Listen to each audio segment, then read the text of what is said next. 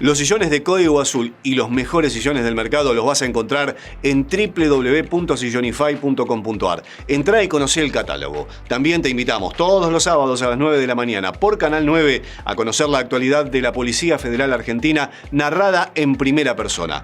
Sábados a las 9 por el 9, prevenir. Bienvenidos a otro episodio de Código Azul. Hoy para hablar de un tema del que ninguno de nosotros es ajeno. El contrabando. Lo tenemos al inspector Pablo Culshow del Departamento de Delitos Fiscales de la Policía Federal Argentina. Pablo, ¿qué tal? Buen día. ¿Qué tal? Buen día, un gusto. Bueno, delitos fiscales, contrabando, para ser más específico. Uno de los grandes males que aqueja no solo a la República Argentina, sino a toda la humanidad. Pero la República Argentina tiene particularidades muy vinculadas a las fronteras, tanto fronteras secas como fronteras húmedas con algunos países, que hacen que ustedes tengan muchísimo trabajo. ¿Cómo empieza la etapa investigativa para llegar a dilucidar alguna organización vinculada al tráfico de contrabando de cualquier producto? Bueno, ¿qué tal? Bien, lo primero que me gustaría explicar un poquito es el tema de que a veces uno cuando escucha la palabra contrabando, ¿sí?, no sabe muy bien a qué se está refiriendo. El contrabando puede ser de cualquier cosa y ahí nosotros trabajamos en ese sentido cualquier tipo de contrabando. Puede ser de divisas, puede ser de electrónica, puede ser de indumentaria, puede ser incluso hasta de restos humanos, que hemos tenido causas al respecto. Entonces, el contrabando es muy amplio. Por ende, nuestras investigaciones son amplias y trabajamos en un sinfín de delitos que en definitiva hacen algo que entró o salió del país, pero que después nos podemos encontrar con organizaciones que son de distintos caracteres, más violentas, menos violentas, cuestiones que tienen que ver con por ahí empresas, que tienen que ver con cuestiones también más administrativas, si se quiere, o fiscales. Y por ahí otras donde, si tenemos un contrabando de armas, tenemos una organización un poquito más complicada, ¿no? Pero bueno, en definitiva, como en todo en la Argentina, sí, procesalmente hablando, nosotros podemos trabajar ya sea de oficio por unas brigadas operativas preventivas que tenemos que hacen control de mercadería en la calle, y si no, viene el fuerte del departamento, que es el investigativo en investigaciones que nos confía la justicia. Claro, uno piensa y dice contrabando, bueno, voy, cruzo la frontera, me compro un perfume, me compro unas zapatillas, paso, no pasa nada, pero digo, después hay organizaciones criminales dedicadas específicamente a, como decías vos, contrabandear teléfonos celulares, cigarrillos, ropa, y que más allá del daño económico que produce al sistema fiscal argentino, también tiene mucha vinculación con procesos delictivos más fuertes e incluso vinculados con trata de personas, ¿no? O con la explotación de personas con el fin de utilizarlos de mula. ¿Cómo se puede controlar eso? ¿Cómo se investiga eso? ¿Cómo se trabaja eso? Sí, bueno, volviendo un poco a lo que mencionaba antes, tiene que ver con esto, ¿no? El delito de contrabando, como es un delito fiscal económico, muchas veces va a variar dependiendo de la historia también, ¿no? O sea, convengamos que somos que éramos virreinato, que tenemos aduana y que tenemos contrabando. Entonces, lo que tal vez hoy es contrabando o considerado contrabando por el Código Aduanero, puede cambiar una disposición y que no lo sea. Ahora, siempre hablando de cosas que son materialmente lícitas, ¿no? Por ejemplo, un teléfono celular, puede ser indumentaria, etcétera. Y hay límites impuestos por el código, donde dice, bueno, usted puede traer hasta tanto. Claro, hoy son hasta 400 tanto, dólares, por ejemplo. Pero después, sí, por detrás hay organizaciones que se encargan de traer en grandes cantidades. No estamos hablando de yo me fui de vacaciones y me traje 2 teléfonos para mí, para uso personal, sino que tiene que ver con organizaciones que traen miles y miles de teléfonos y abastecen un mercado local haciendo una competencia desleal con las empresas nacionales o que tienen licencia para vender en Argentina. Eso por un lado. Y después, con respecto a lo otro, del tema de trata de personas, sí hemos trabajado investigaciones donde tenemos mulas, ¿sí?, por ejemplo, que por unos incentivos mínimos de dinero lo usaban, por ejemplo, para traficar vía Brasil, Argentina, cocaína a Europa. Y los bagalleros, ¿no? También. Bueno, sí, los bagalleros, Que ni están hablar. casi sumidos en la esclavitud en algunos casos. Sí, tal cual. Y eso se ve mucho, sobre todo en los tránsitos fronterizos que tenemos, pasos, fronteras secas, o bien donde tenemos puentes y ese tipo de cosas que pueden cruzar caminando. Pero sí, es un panorama complejo. Argentina tiene mucha frontera, tiene mucha frontera, ya sea terrestre como también fluvial. Y bueno, somos un país bastante grande y nosotros no somos tantos, ¿no? O sea, entonces el combatirlo se hace complejo, pero vamos encontrándole siempre la manera de poder investigar. Decías la complejidad de la frontera, ¿no? La frontera húmeda con ríos, por ser frontera con Paraguay, frontera con Uruguay, frontera con Brasil, donde tenés ahí, como decíamos, puertos clandestinos, balsas que pasan, lanchas que pasan, y también ahora están con drones, ¿no? ¿Cómo se puede controlar todos los puntos vulnerables? Sí, nos pasó, por ejemplo, en la pandemia, que estuvimos trabajando en la zona de la Triple Frontera, en Misiones, y encontramos que en la noche traficaban determinados elementos con drones de un lado hacia el otro, ¿no? De Paraguay cruzaban hacia Argentina con drones. Si alguno conoce, el río no es muy extenso, un dron de buen alcance y con un buen soporte de peso puede cruzar tranquilamente, y van haciendo tipo un tráfico hormiga. Más allá después de los canoeros o balseros, ¿no? que son esas canoas que a veces vemos en los TikTok o en alguna red social que están cruzando mercadería, que se hunden, bueno, ese tipo de cosas también. Pero sí, es bastante complejo.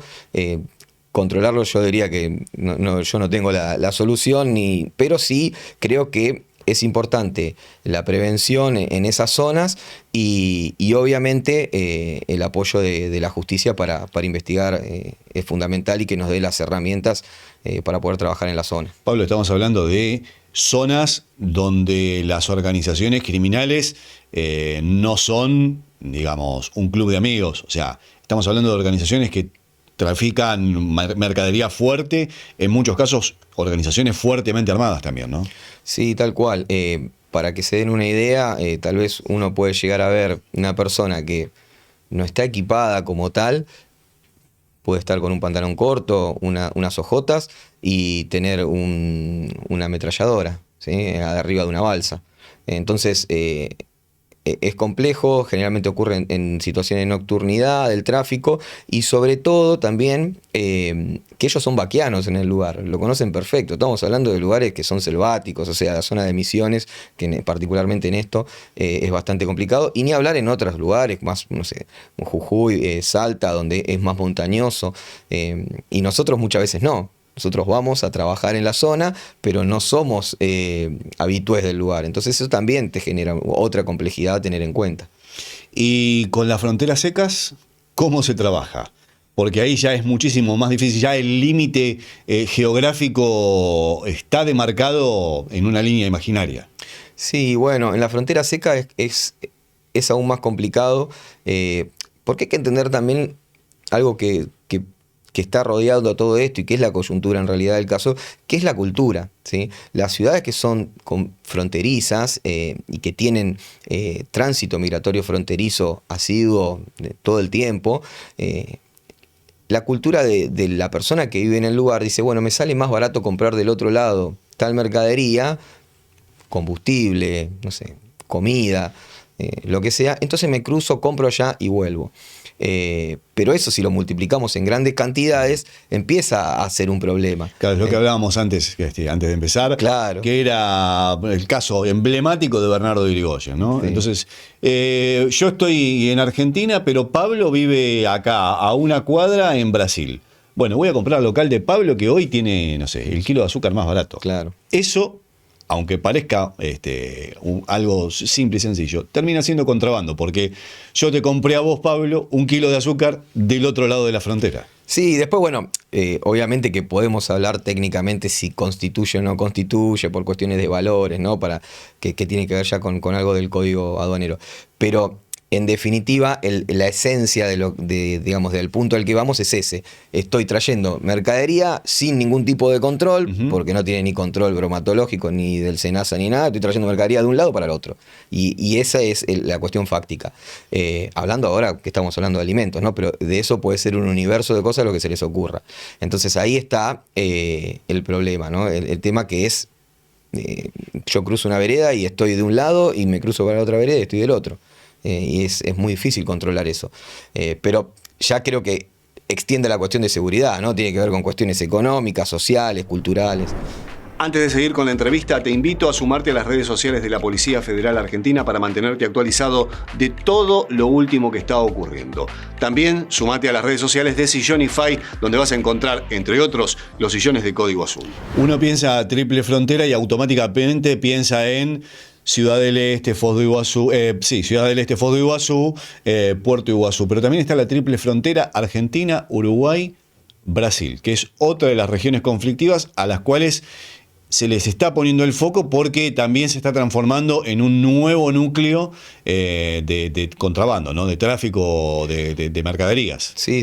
Ahí, bueno, hemos tenido muchas investigaciones que cuando empezamos a subir, a ver de dónde efectivamente venía la mercadería incautada, vemos que tal vez hubo un tráfico que puede haber ocurrido de Brasil, Uruguay, Argentina, o bien Miami, Uruguay, Argentina. Entonces hay una zona que se está viendo, y sobre todo ha habido algunas incautaciones grandes hechas por la policía de Uruguay, de cargamentos que se los vinculaba a organizaciones criminales de los carteles brasileros que salían para vía Europa y fueron interceptadas en Uruguay.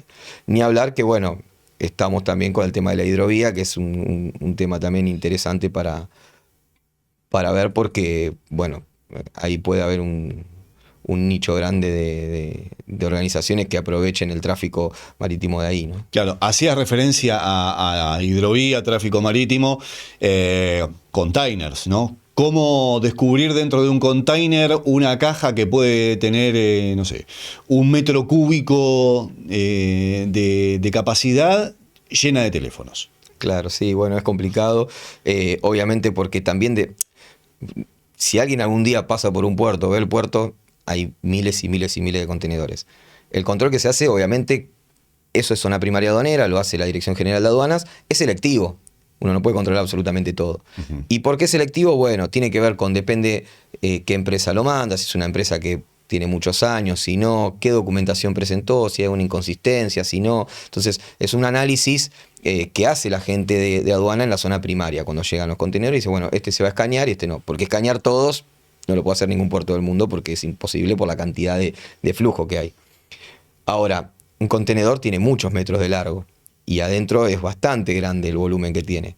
Entonces, si yo escondo, como hablábamos antes, una caja con 500 celulares... Pensemos que estos sillones en los que estamos sentados deben tener medio metro cúbico. Claro, tal cual. Y entran 500 teléfonos, más o menos. Sí, pueden entrar 500 más. El tema es que esto dentro de un contenedor, que puede estar como toda esta habitación en la que estamos nosotros, tal vez pasa desapercibido.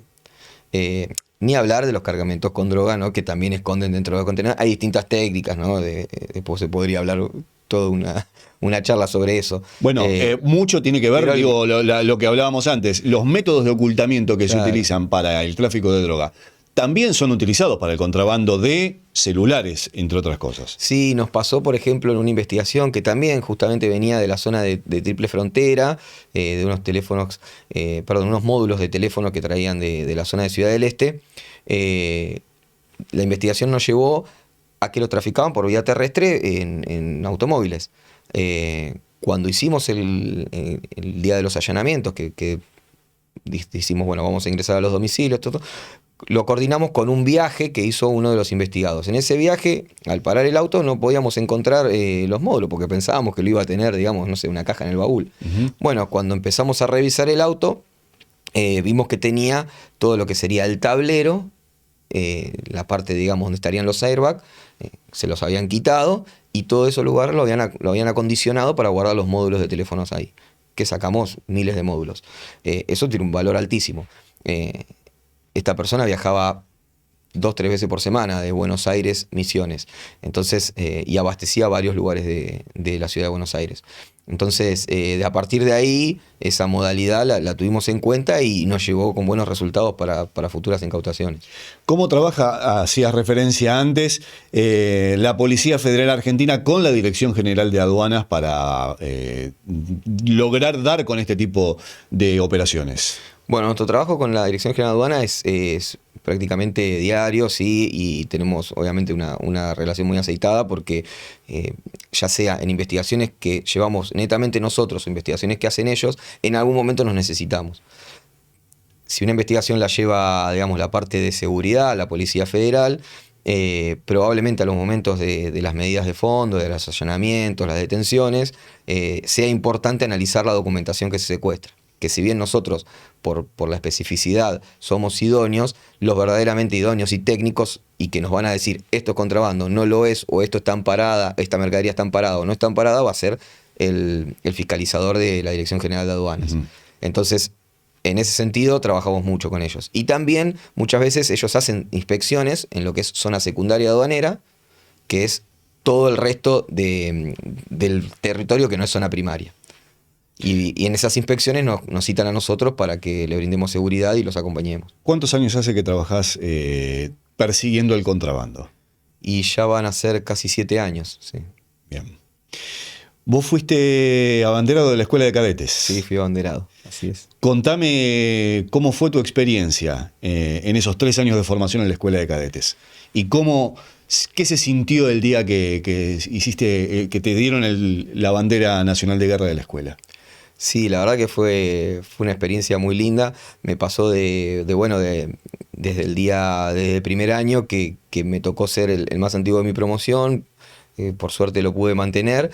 Y bueno, el momento de la bandera, nada, es único. Lo llevo en un recuerdo, como yo siempre digo, es una de las mejores cosas que hice en mi vida, ¿no? Mis hijos y después creo que viene eso. La verdad es que muy orgulloso.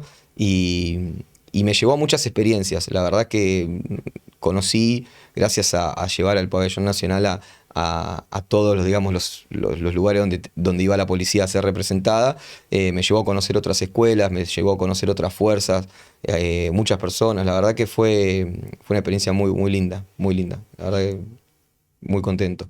Y las vueltas de la vida, soy docente también en la escuela de cadetes, así que sigo ahí un poco también tratando de brindar lo que uno trabaja todos los días. Hacías referencia a esa experiencia de la escuela de cadetes, de haber conocido otros institutos de formación, tanto de Argentina como del exterior. ¿Cómo es la relación con tus colegas, ¿sí?, de las policías provinciales, de otras fuerzas federales, tal vez de las fuerzas brasileras, de las fuerzas paraguayas, con las cuales eventualmente tenés que trabajar día a día con este trabajo de falsificación y delitos económicos que llevan adelante? Sí, hemos hecho, por ejemplo, con la PDI de Chile, equipos conjuntos de investigación. Hemos trabajado también con la Policía Federal de Brasil, la Policía Nacional de Uruguay. La verdad es que creo que todos los policías hablamos como un idioma más o menos parecido, ¿sí? Buscamos lo mismo, ¿no? Que es el fin de la justicia, ¿no? De tratar de hacer el bien. Y uno, cuando empieza a trabajar con otros, se da cuenta que en las circunstancias que tenemos cada uno, ¿no?, ya sea logísticas operativas, cómo se dedique el tiempo, pero todos más o menos apuntamos a lo mismo y la verdad que nunca tuve ningún tipo de problema. Siempre se trabajó muy bien y tuvimos buenos resultados. Incluso me han sorprendido en la predisposición, porque a veces no te conoces más que por llamadas o por videollamadas y ese tipo de cosas, donde intercambias mensajes con alguien que es un funcionario de otra fuerza, y sin embargo la confianza está y bueno, y se trabaja, siempre dentro de los marcos legales, ¿no? Pero la verdad que es muy buena experiencia trabajando con colegas. Y en lo que respecta a mi experiencia como abanderado, soy amigo de los abanderados de esa misma tanda, ¿no? De tanto de gendarmería como de prefectura y todo, porque nos juntábamos siempre en todos los actos, nos cruzábamos, ¿no? Bueno, Pablo, ha sido un placer tenerte. Muchas gracias. Ha sido un placer volver a verte después de tantos años. Yo te vi abanderado la última vez y nos volvimos a sentar hoy. Te comprometo para una próxima reunión donde hablemos de los métodos de ocultamiento específicamente, que es algo que es todo un capítulo aparte respecto del contrabando. Sí, como no, podemos hacerlo, la verdad que está bueno, está interesante. Muchísimas gracias. Gracias por la venir. invitación. Pablo Kulshow, de la Policía Federal Argentina. Hablamos de contrabando en esta nueva emisión de Código Azul. Hasta la próxima. Los sillones que usamos todos los jueves a las 18 en Código Azul están en el showroom de Sillonify. Entrá en www.sillonify.com.ar para conocerlos. También agradecemos, como siempre, a todos los que se están sumando al streaming de FM Federal 99.5. Entrá a fmfederal.com para conocer la nueva programación de la radio.